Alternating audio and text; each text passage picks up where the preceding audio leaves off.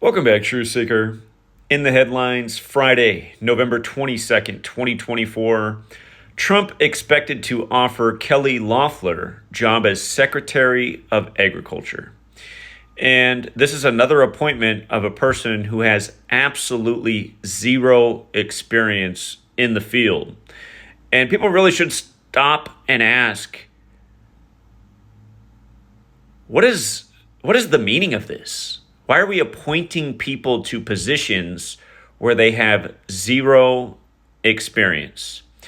Now, what I would add to her being the appointment is she comes from the financial field, the banking world, and she's married to a major banker.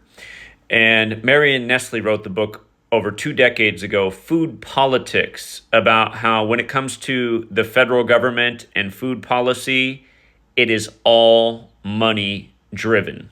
So here you have someone from the money industry who's now going to be the head of agriculture. She doesn't know anything about farming. She doesn't know anything about nutrition. This is not her expertise. Yet here she is as the appointment. Now, I like to look at the numbers.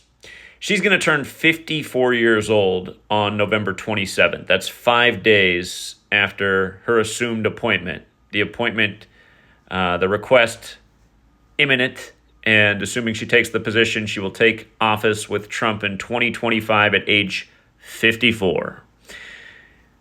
That they live thing, Cable 54, they live really a portrait, a story with parallels to the Jesuits, whose headquarters is at the Church of the Jesu, Building 54.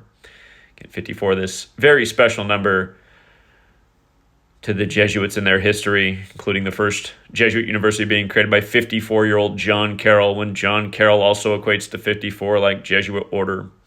And if you ever look into Art of War by Sun Tzu, which is published by the Jesuit priest Father Amiat, the book does have a lot to do with agriculture, and it really should make us think about how important food is in terms of controlling populaces. Anyhow, this woman will be 54 as she comes into her first ever job having anything to do with agriculture as the head of agriculture, overseeing a $200 billion federal budget for the agriculture sector. And just for the record, take a good look at her name, Kelly Loeffler, 144. Should remind you of the Jesuit puppet Elon Musk, who offered $54 a share on 14/4, the anniversary of Lincoln being shot and the Titanic beginning to sink. And with regards to Sun Tzu's Art of War having so much to do with agriculture, isn't it interesting how agriculture and Jesuit order overlap forwards and backwards? Agriculture dictated by the sun. Sun has that gematria of 54, and the sun moves 1 degree on the astrological wheel every 72 years. The 144 thing reminds that this year's election fell on the anniversary of the Jesuit treason. Remember the 5th of November, and it was 144 days after Trump's birthday as he took the rigged selection, something we saw coming many years in advance.